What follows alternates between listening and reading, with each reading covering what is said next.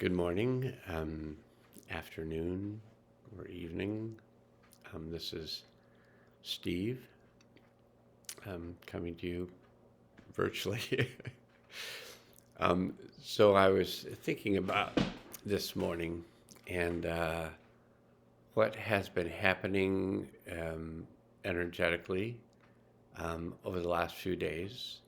And so just, the brief introduction in the end of January of 2020, my guides asked me to set up a healing field for the world. So the construct that I understood was that as I would place a healing field around another person and myself when we were doing a healing session, um, it was suggested that I put this healing field around the earth so that I could help to ground the disturbance that was going to be arising in the earth in upcoming months.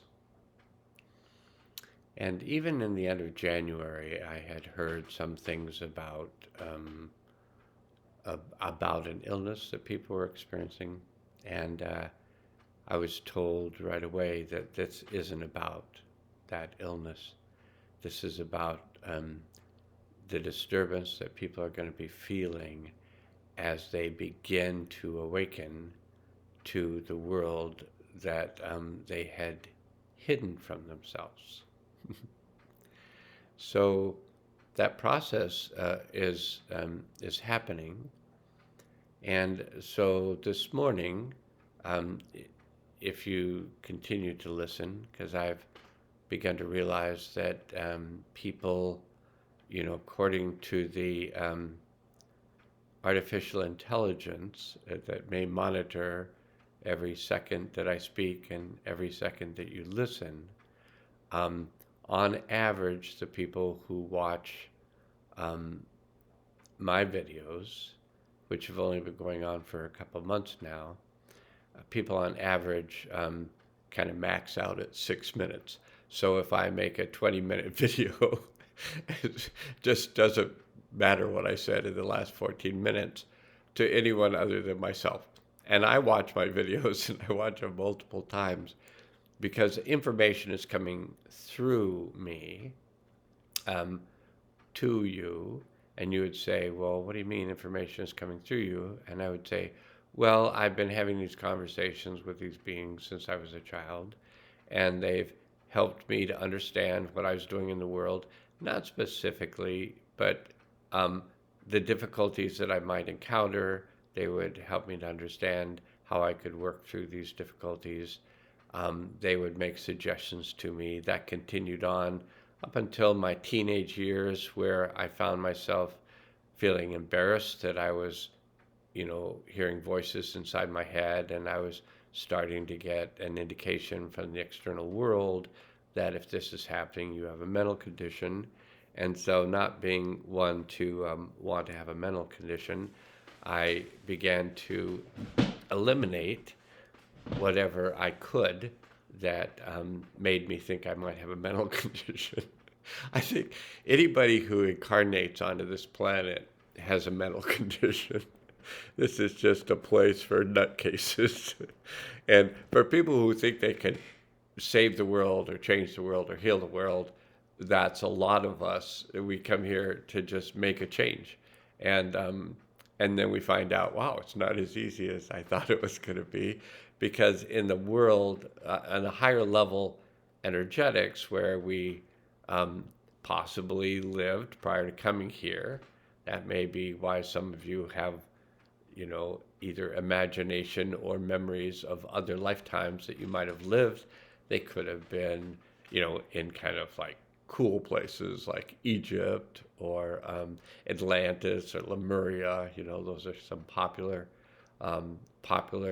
locations that two of them are gone, Lemuria and Atlantis, on a physical level, but Egypt's still around, and Egypt's still kind of a cool place. I've never been there, but I've watched videos, so I can imagine. And I've been there in other lifetimes. I have memories of being in Egypt, and participating in some really cool things, of course, because those of us who want to be doing cool things have to kind of make them up so they could do them.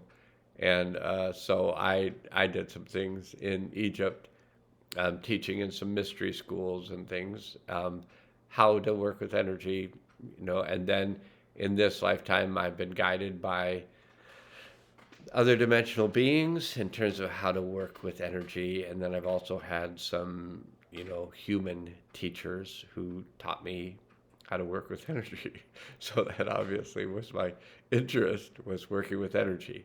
So now I'm in a position, I never was focused on business. I was always focused on health and people getting well. I mean, not my own health necessarily. I was less focused on my own health than I was on others' health. And now I'm getting more focused on my own health as as I appear to get older. I'm thinking like, well, I want to live for a period of time. I don't know how long, but longer than this. And so to do so, I might want to focus a bit of my attention, and that's basically what my tarot cards, however you want to say it, is up to you. But my tarot cards have indicated it would be good for me to focus on change, which is what my videos are always about, focusing on change. So, interesting things, triggering. Triggering is an emotional response and a physical response, because with emotions comes physicality. So, and with physical response comes energetic response. So we have an emotional response, then the physical response, then the energetic response, and then we may release some emotions towards someone who we feel did us wrong, based on the triggering. Now, triggering has to do with an experience of someone doing us wrong. So that may have been a woman or a man that we really cared deeply about, wanted to be in relationship with them, and then they ended the relationship with us. And so this is a personal one for me. I feel like I'm mostly over it, but I feel like it's a good one maybe for everyone in terms of understanding triggering. So anybody who's watching this who knows my wife can know that we're good. So no worries is the story. All right. So so one time I was in a relationship with a woman, and I thought that it was fantastic. That was my perception, and again, all of us just are basing our lives on our perception, and some of us are basing our lives on other people's perception and attempting to change that. But I thought, boy, this is a great relationship. I like it very much, and women broke up with me, and I wasn't like a hot number. I wouldn't walk in my bar days, my early 20s, when I'd go to bars looking for women, to meet and kiss or whatever, dance with, whatever, just interact with women. Yeah, I wasn't the kind of person that walked into a bar and a lot of heads turned. Now, I'd oftentimes go with my men friends to the bar who would make people's heads turn when they walked in. And then I happened to be associated with them because I was walking in with them. So that made me cool, which was something I strived to be for a long time until I finally gave up and realized that really cool people weren't trying to be cool.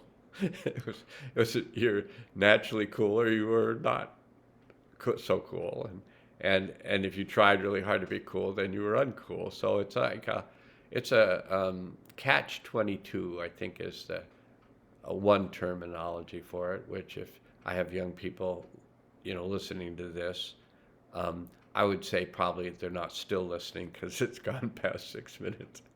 So for all you old people who are listening to this and maybe still with us, most of you will understand the term catch 22, which is, it doesn't matter which choice you make, either one's not going to work out well.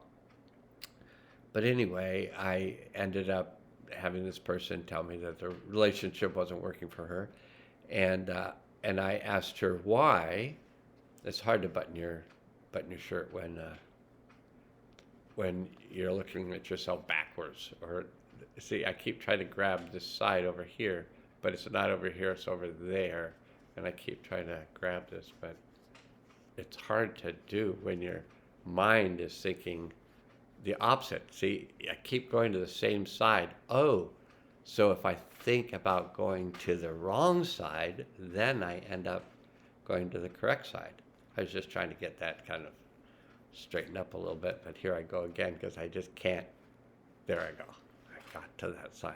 So these are all useful things. Like these weird little strange things I'm doing are useful in helping you to stay focused, and also taking away things that are distracting my eyes and my mind. And I'm sure that I'm distracting you much more by the weird little things I do, straightening up shirts and things, than you are distracted by the fact that one side of my shirt's hanging open and I'm looking at the flannel and you don't care. This is good. So you're having your own experience, which I strongly recommend. So, going on to the content of this conversation we're having, and I guess it's not a conversation because you're not in on it, so it's more of a monologue. So, the contents of this monologue, because we want to be specific with our words, the content of this monologue has to do with some words that are going to begin showing up for you repeatedly in your whatever your information sources are. These words are going to be beginning to show up for you. One of the words is awakening. So, and that may have already been showing up for you. So it's not like I want to show you how aware I am and how awake I am or how woke I am or how so much you should listen to me because I really got my life together. I mean, right now, I feel like, I had a major triggering event that took place, and I feel like I handled it pretty well. So when you have major triggering events, handling them well has to do with not believing the story you tell yourself about how, evil the person that caused the triggering is. Because usually a person that caused the triggering had nothing to do with the person who was maybe evil, who did the things to you that you ended up stuffing and storing in your body for sometimes 40, 50 years until you were stable enough to let it to the surface without it, causing you to feel crazy. But for 40 or 50 years, you might have had to hold that energy inside yourself, which could have been disruptive to your digestion or your asthma or your whatever, holding on to these terrible energies. So when I say terrible energies, I'm saying when an event happens to us that is like somebody hauls off and just slugs us, and we saw no reason for that coming, and we never saw it coming, and it was a shock, and maybe we didn't get over it. So when I talk about these things, I'm talking about, I'm gonna name names.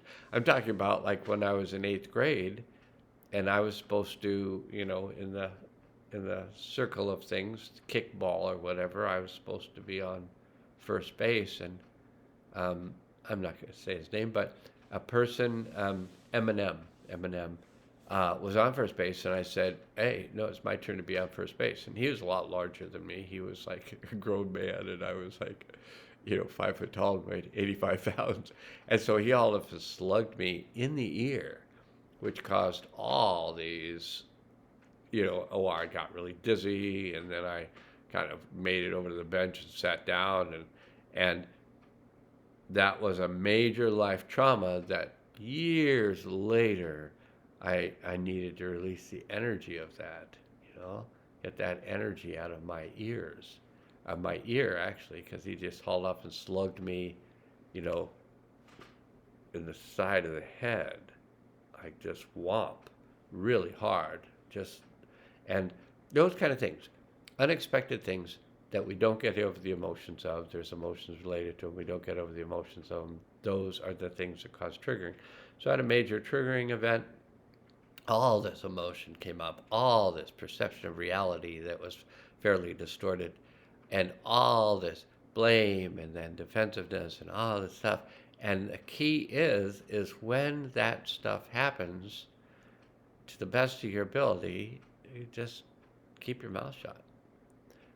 You can possibly be able to tell the person that you've had a major triggering experience. You're feeling a lot of strong emotions, so you might want to take some time to yourself. That's my suggestion. Or, yeah, because no amount of talking is going to get you through this. The only thing that's going to get you through this is feeling the emotions, hearing the story that you're telling, that people don't love you enough, or they don't respect you enough, or they don't whatever enough. Your story is your story, my story is my story, but we all have these stories about others and their lack of understanding of us. We don't have too many stories about our lack of understanding of others. And if you do, you're on your way.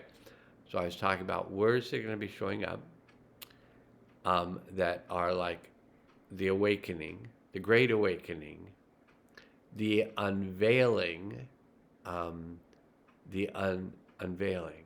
I think that's the term that's going to show up.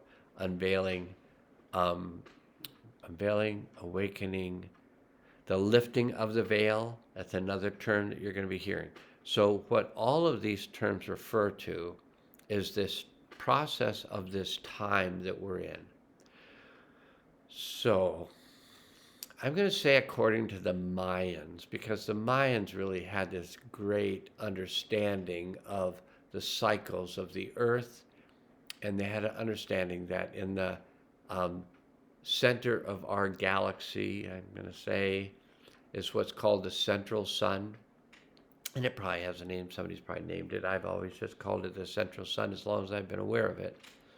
And that central sun, our sun and our earth travel around that central sun. And that voyage around the central sun is a 26,000 year voyage. So from start to one end of the poles is 13,000 approximate years, and then back to the original pole is 13,000 years. So every 13,000 years, you might have heard of the pole shift. There's a shifting of the poles, which doesn't mean that the Earth's going to flip over. I mean, I don't know that it doesn't, that it's not going to flip over, but I'm pretty sure it's not going to flip over. It means that the poles shift. And this is just something that needs to happen and it may be that the poles physically shift and we just don't notice it, or it may be that just north and south poles shift. I don't know exactly the mechanism, but I understand that we're in a time of the shifting of the poles. Is a 28-year period of time that we have a new being that has incarnated into the earth back in 1997. That being's name is Abrahamanad, and Abrahamanad is present in the earth to be the soul of the earth and help us in this transition that we're going through.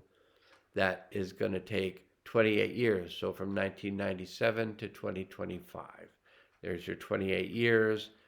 It started on March 22nd, 23rd. It's going to complete on March 23rd of 2025.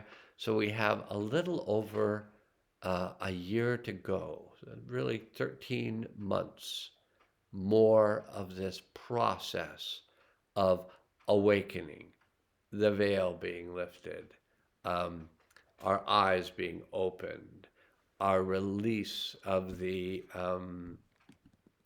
our release of the perception of reality that we had up until now.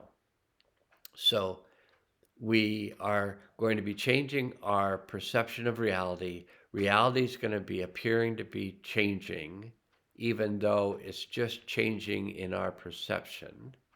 We're just awakening to more reality. And in this process, there may be some experience of discomfort. So there may also, my experience has been in the dream world that I am continually having difficult nights of sleep.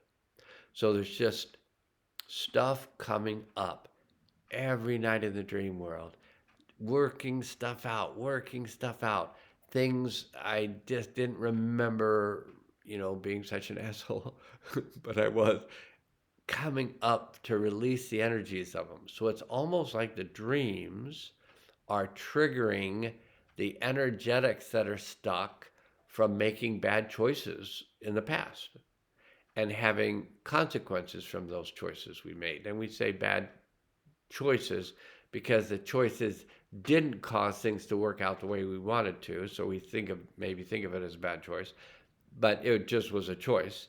And the consequences we didn't like. So we called it a bad choice. But they were just choices. And all the energy that's stuck from our lives is being freed up now. So that's happening. It's happening to everybody.